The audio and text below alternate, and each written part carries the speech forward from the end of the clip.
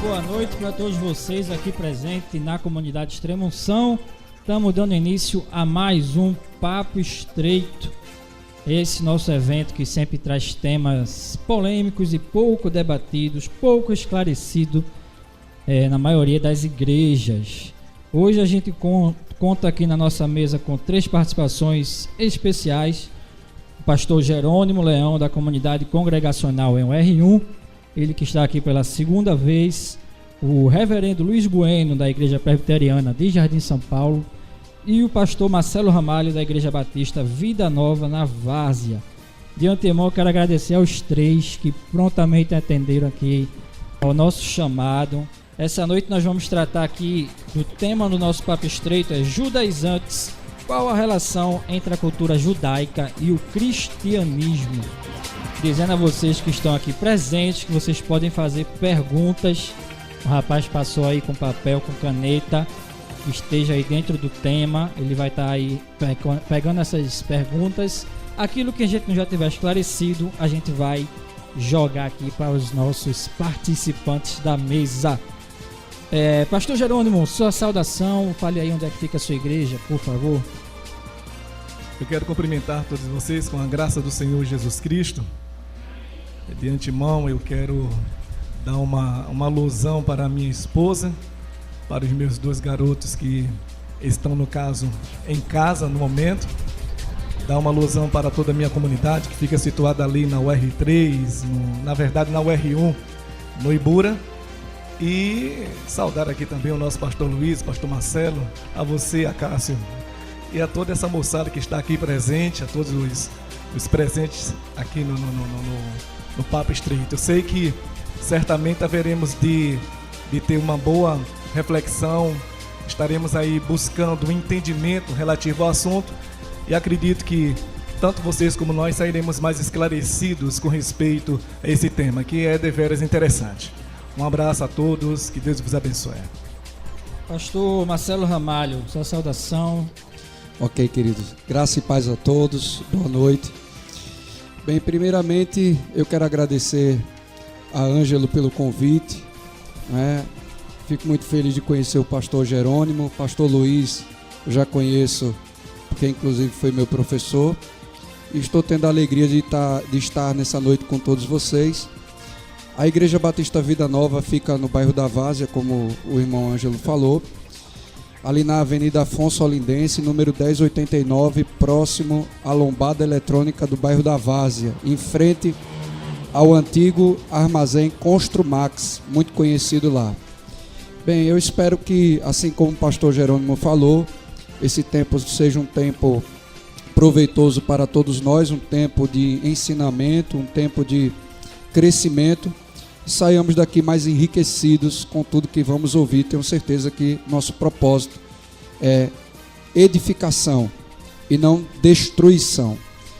Assim sendo, movidos no amor de Cristo pela palavra, cremos que a direção do Espírito Santo há de nos guiar a bom termo nessa noite. Reverendo Luiz Bueno, sua saudação. Então, Ângelo, a todos vocês a minha saudação e que a graça de Cristo, a comunhão de nosso Senhor, nosso Deus e a comunhão do Espírito seja com todos nós, né? Eu quero agradecer o privilégio de poder estar aqui, compartilhar um pouco com vocês, crescermos juntos e nos aperfeiçoar para sempre cumprirmos a nossa missão, não é? Deus os abençoe, tenhamos um bom tempo aqui. A nossa igreja, a Igreja Presbiteriana de Jardim São Paulo, ela está ali próximo à Avenida São Paulo, que é a Avenida Central, é uma paralela da Avenida São Paulo, por trás da Galeria Shopping Jardim.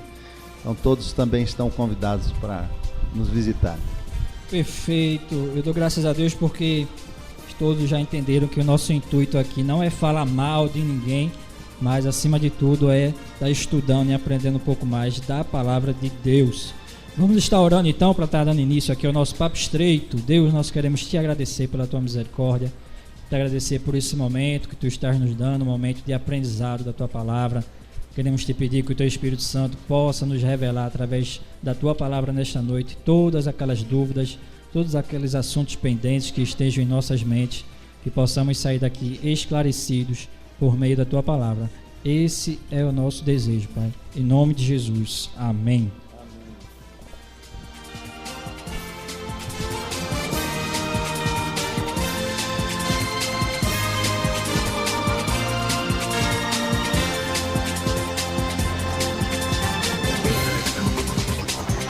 Nosso Papo Estreito de hoje trata de mais um dos movimentos que cercam a igreja evangélica no nosso país. Muitos crentes ficam confusos e sem entender o porquê de certas práticas e costumes dentro da igreja chamada de cristã. Por que tantas práticas judaicas na igreja dos dias de hoje? Isso tem algum fundamento bíblico? Afinal, o que Cristo veio fazer aqui na terra? Cumprir a lei ou anular a lei? O que poderia estar por trás disso tudo? Isso e muito mais é o que conversaremos a partir de agora no nosso Papo Estreito, que tem por tema judaizantes, qual a relação da cultura judaica com o cristianismo. Então eu começo aí fazendo a primeira pergunta. Vou fazer a primeira pergunta para o reverendo Luiz Bueno, por favor. O que seria então judaizantes? Bem, Ângelo, veja só. O termo judaizante, ele foi cunhado de um movimento que nasce na própria igreja cristã, a igreja cristã inicial. Ela cresce ali em Jerusalém e é claro que por causa da influência da cultura judaica, então nós vamos encontrar indícios de alguns que eram cristãos, que eram judeus e que estavam atrelando a guarda da lei como princípio fundamental da salvação. Então, nós vamos ver fortemente isso no Novo Testamento, em algumas cartas de Paulo e também no livro de Atos. Mas, fundamentalmente, é um movimento dentro da igreja que nasce no seu nascedouro. E isso se dá pelo fato de uma certa dificuldade de conjugar a fé com a cultura. Esse é o fundamento e a razão de ser dos judaizantes. Pastor Jerônimo ou pastor Marcelo quiser complementar alguma coisa? Aqui, o que é que eu posso dizer em relação a essa pergunta? Por exemplo, se você estiver diante de uma pessoa que está usando um kippah, o talit, ela estiver prostrada diante da Arca da Aliança, de uma suposta Arca da Aliança, e brigar pelo nome Yeshua, e não Jesus, ou seja, não pronuncie o nome Jesus, o nome é Yeshua, então possivelmente você está diante de um cristão judaizante. Isso em termos atuais, isso nos dias de hoje. A gente sabe que o movimento judaizante, ou de cristãos judaizantes, eles, de uma forma ou de outra, têm feito um certo barulho na sociedade, na comunidade dita cristã, dita evangélica nos dias atuais. Eles não são nada silenciosos. Eles partem para cima da comunidade evangélica e partem para cima da comunidade evangélica tentando impor certos pensamentos, certas teologias que não cabem mais, ou certos ensinos que não cabem mais à igreja dita cristã.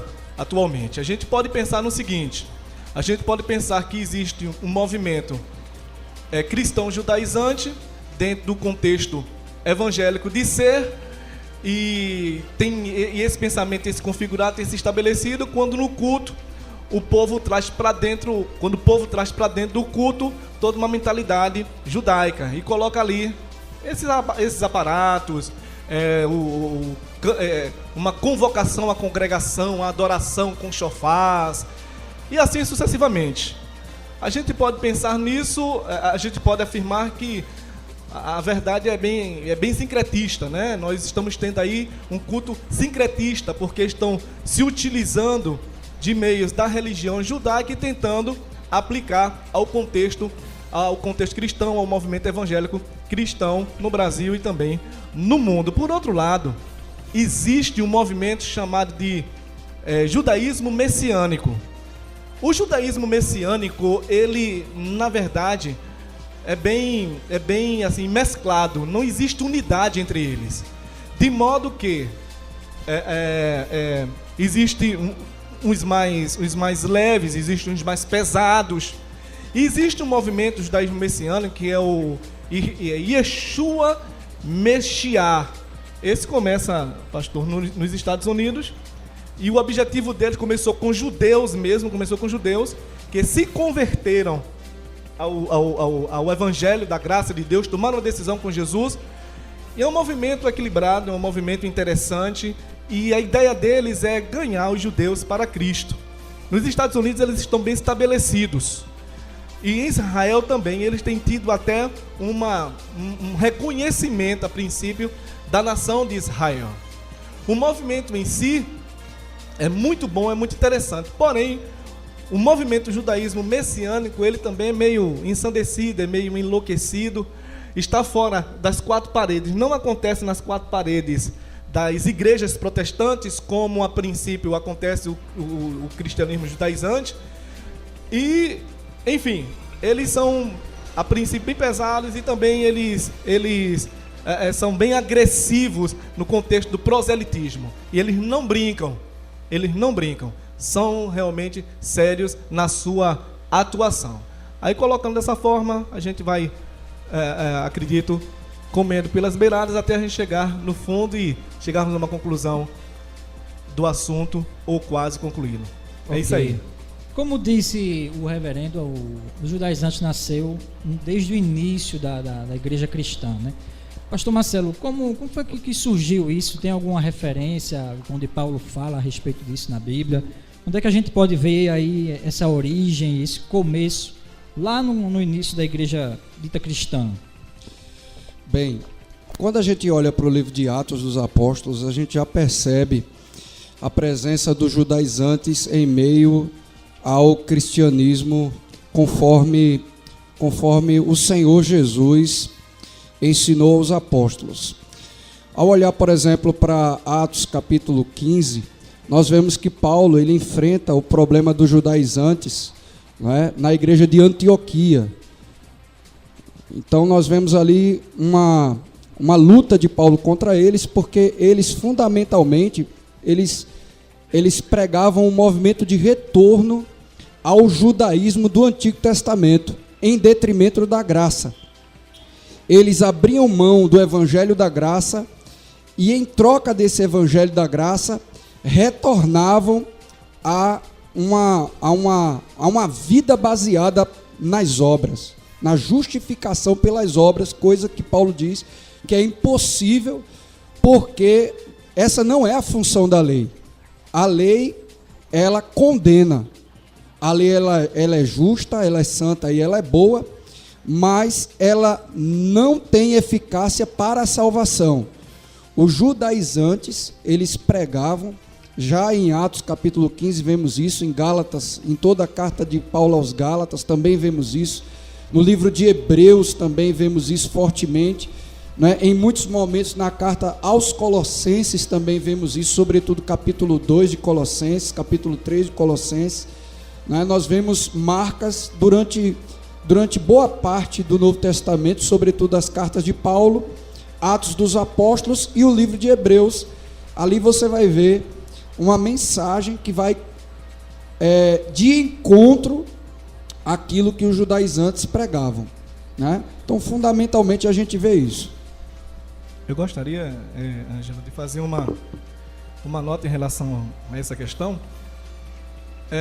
Vocês percebem que pela colocação do pastor Luiz e do pastor Marcelo, o movimento judaizante, apesar de haver uma diferença do movimento atual, uma certa diferença do movimento atual, todos eles, tanto no primeiro século, tanto com a igreja primitiva como atualmente, eles pregando e ensinando as obras, ensinando uma volta, um retorno ao judaísmo.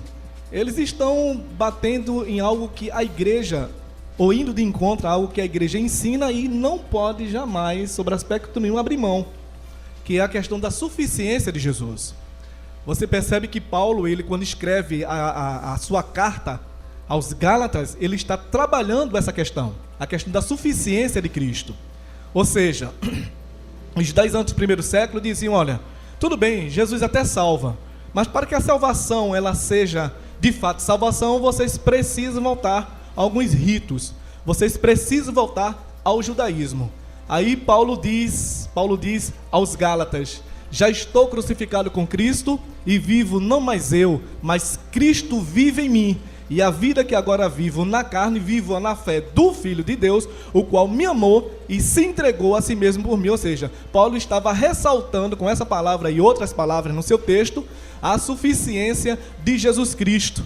E ele vai de encontro a toda essa mentalidade judaizante, dizendo que Cristo era suficiente para a salvação e não precisava mais de adereço nenhum. E essa mensagem ela continua contemporânea, ela continua atual, porque os judaizantes atualmente, os judaizantes, o movimento dos judaizantes atualmente, pregam, indicam, melhor dizendo, anunciam essa necessidade de termos aparatos, de modo que negam Cristo como um elemento, como o ser que é suficiente à salvação.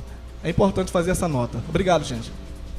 Ou seja, se prezava muito por a questão da circuncisão, né, na época e outras coisas mais da lei. Tem alguma pergunta já aí, Ivan? Será que alguém já tem alguma pergunta? Não, daqui a pouco, né?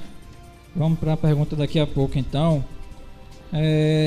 Já que a gente falou tanto da lei, eu queria aqui que o nosso amigo aí colocasse 2 versículos para a gente ler aqui e a gente saber, tentar tirar essa dúvida que eu particularmente fiquei. O primeiro versículo aí, Mateus 5, 17 e 18, que aí é próprio Jesus dizendo, né? Não penseis que vim a mim destruir, não penseis que vim destruir a lei e os profetas, não vim destruir, mas cumprir, porque em verdade vos digo que até que o céu e a terra passem, de modo nenhum passará da lei um só i ou um só tio, até que tudo seja cumprido. Então a gente vê ali na parte A do versículo, Jesus afirmando que não veio destruir a lei nem os profetas, ele veio cumprir. Então a gente vai passar para o próximo versículo agora, que está lá em Efésios 2, 14 e 15, que aí já acredito que Paulo falando aos Efésios, dizendo, porque ele é a nossa paz, o qual de ambos fez um, e tendo derribado a parede da separação que estava no meio, a inimizade, aboliu na sua carne a lei dos mandamentos na forma de ordenanças, para que dos dois criasse em si mesmo o novo homem, fazendo a paz. Então a gente vê ali no meio, Paulo afirmando que Cristo aboliu na sua carne a lei dos mandamentos na forma de ordenanças. Então a gente vê Jesus dizendo que veio cumprir a lei, e Paulo ali dizendo que Cristo aboliu na sua carne a lei.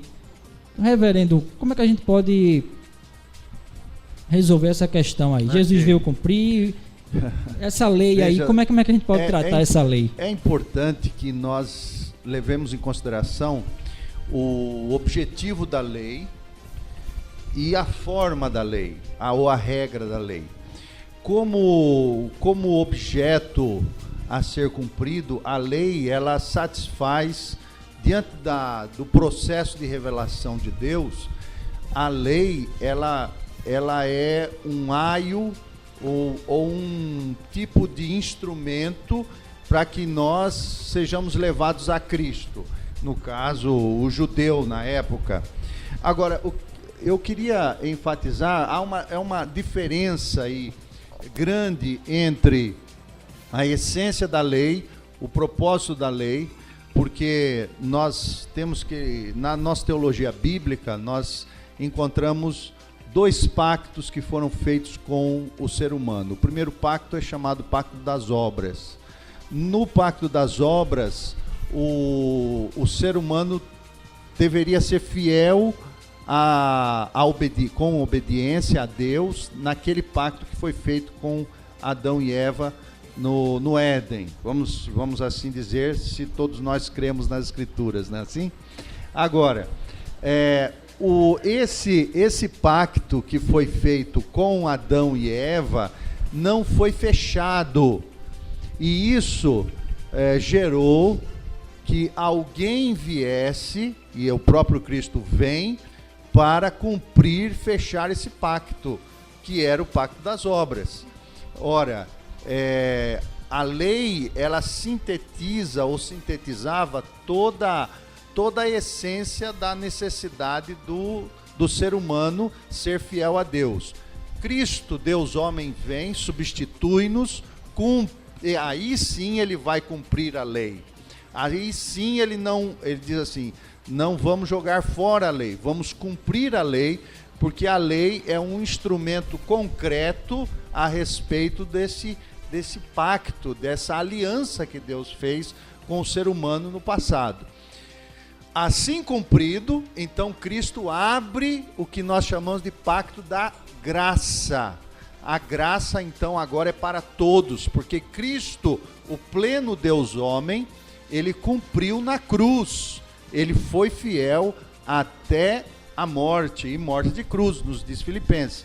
Então agora nós vivemos a época da graça, essa graça pela qual nós somos salvos. Então nós entendemos nesse primeiro versículo que agora não precisamos mais nos submeter à lei, porque o homem Cristo, o Deus homem Cristo, se submeteu a essa lei, cumpriu e abriu então a graça a todos, nesse sentido.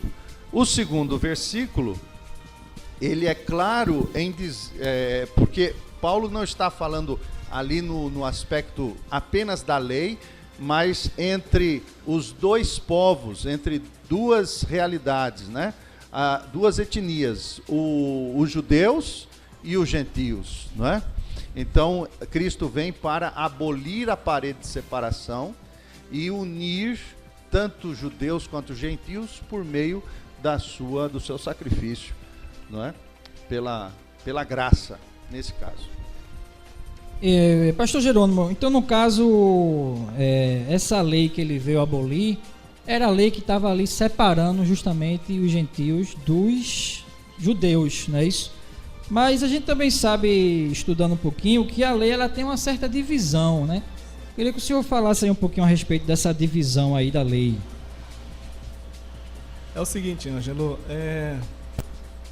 essa questão se o cristão deve ou não guardar a lei, observar a lei, é uma questão que incomoda a igreja, e nós não precisamos nem dos judaizantes tocando fogo na nossa cabeça ou gritando nos nossos ouvidos. A título didático, a teologia, ela fala da lei civil, pensando em termos do judaísmo, fala da lei cerimonial e fala da lei moral. Isso para termos didaticamente uma compreensão do movimento da lei entre os judeus. Acontece que, biblicamente falando, nem o Antigo Testamento e nem o Novo Testamento, eles fazem essa divisão. A pergunta é errado fazer essa divisão? É errado pensarmos na lei como cerimonial, lei moral e lei civil? Não. A título didático dá para a gente trabalhar isso por inferência biblicamente. Agora, uma verdade tem que ser dita. Eu acho que o pastor Luiz ele foi bastante feliz no que ele estava falando em relação à pessoa de Jesus. A lei, ela termina objetivamente em Jesus. Jesus naturalmente cumpre a lei. Gostaria de fazer uma colocação aqui, dizendo o seguinte, ou pelo menos esclarecendo um pouco mais. A lei, ela tem dois objetivos a princípio. Ela tem um objetivo pedagógico. Ou seja, a lei, ela ensina ao homem a sua incapacidade de viver a lei e de viver um relacionamento com Deus a partir da lei. Ela tem esse sentido, o sentido pedagógico. E tem também o sentido patológico. Por quê? Porque a lei diz: você está doente, você está em pecado e você por si só não pode ser curado. De modo que a lei, ela não aponta para si mesma, ela motiva o homem a observar, a ver a cura. E quem é a cura? A cura é Cristo. Aí o apóstolo Paulo, em Romanos 10:4, diz: porque o fim da lei é Cristo para a justiça de todo aquele que crê. Ele é o antídoto, ele é o remédio para essa doença, para essa patologia chamada pecado, e que definia o homem como morto, e que dava ao homem o salário, a morte como salário a ele. Pontuando isso, fica óbvio que as Escrituras Sagradas nos mostram com muita clareza que Cristo, ele cumpre a lei e só ele consegue cumprir a lei. E estando nele, estamos livres da lei e metidos, graças a Deus, na graça a partir de Cristo, que vem de Cristo. É isso aí. Ô Ângelo, eu queria fazer uma pergunta, porque pelos que vocês falaram aí, acabaram surgindo alguns paralelos. Você falou da doença e da cura, isso me lembrou aquele versículo que fala de como a serpente que foi erguida no deserto, assim, né, o Filho do Homem. E a pergunta que eu faria, resumindo tudo, aquele grito de Jesus, está consumado, não seria foi cumprido, aqui se cumpriu? Será que a gente poderia entender aquele grito de Jesus, né, onde ele diz, está consumado? Era como se ele estivesse dizendo, cumprido está. Bem, com certeza, Ivan. Jesus, como falou aqui o pastor Jerônimo e também o pastor Luiz, ele veio cumprir a lei. Bom lembrar que a lei de Deus é a expressão da vontade de um Deus que é completamente santo. É a revelação da vontade de um Deus que é completamente santo a um homem que está completamente corrompido. Então, o padrão de Deus é altíssimo. Por que o padrão de Deus é altíssimo, ou os padrões de santidade de Deus são elevados demais para o homem, e o homem está hoje na condição de pecador, o homem não é capaz de cumprir esses mandamentos à risca. Ele não é capaz de se submeter completamente, e com completamente eu quero dizer todos os dias, todas as semanas, todos os meses, todos os anos. Ele não é capaz de viver em completa e perfeita obediência. Isso fez Cristo. Isso fez Cristo. Diz o livro de Hebreus capítulo 10, que ele veio para fazer a vontade do seu Pai. Então ele veio, viveu toda a lei, viveu sob a lei, diz Paulo em Gálatas capítulo 4, ele veio para resgatar os que estavam debaixo da lei. Ele se submeteu à lei para resgatar os que estavam debaixo da lei, debaixo da maldição da lei. Porque a lei por si só, por si mesma, ela é santa. Mas a partir do momento que o homem pecador se depara com essa lei, a lei o acusa de seus pecados. Então, quando Cristo vem, ele vem para cumprir perfeitamente a lei de Deus, e o seu sacrifício vem para anular toda a condenação que havia sobre o homem. Então ele cumpre cabalmente a vontade de seu Pai ali na cruz, e seu sacrifício é completamente aceito. Tanto é que ele ressuscita dos mortos, diz Paulo em Romanos capítulo 1, versículo 4 em diante, que ele foi declarado Filho de Deus com poder mediante a ressurreição dos mortos. Então sim, o brado de Jesus, o grito de Jesus na cruz do Calvário indica que a vontade de Deus foi completamente satisfeita, primeiro, pela vida de obediência perfeita de Jesus de Nazaré, coisa que nenhum de nós poderia fazer, e pelo seu sacrifício, que é um sacrifício pleno, capaz de anular toda e qualquer condenação. Nenhuma condenação há para aqueles que estão em Cristo, diz Romanos 8:1. Amém. Antes da gente terminar esse primeiro bloco, a gente está chegando no fim, eu queria só perguntar aqui à mesa o seguinte: Quando a gente bota a didática aí da lei cerimonial, dividida em cerimonial civil ou moral, a cerimonial seria aquelas leis relativas ao culto, né? Onde só entraria no Santo dos Santos sacerdotes, a questão dos sacrifícios. A gente tem na lei moral os 10 mandamentos, não é isso? E pelo que eu entendi, estudando sobre o assunto, Cristo, quando disse ali que não veio destruir a lei, ele não veio destruir os 10 mandamentos. Eu estou certo nisso? Certo. Então eu faço uma pergunta para a gente ir para o próximo bloco. Já que Cristo não veio destruir os 10 mandamentos, por que tem tanta confusão com a questão do sábado, né? Se o sábado está ali nos 10 mandamentos, faz parte da lei moral, por que hoje em dia se guarda tanto domingo e não sábado? Próximo bloco a gente vai começar falando a respeito disso, ok? Você está no Papo Estreito, acontecendo aqui na comunidade Extrema Unção.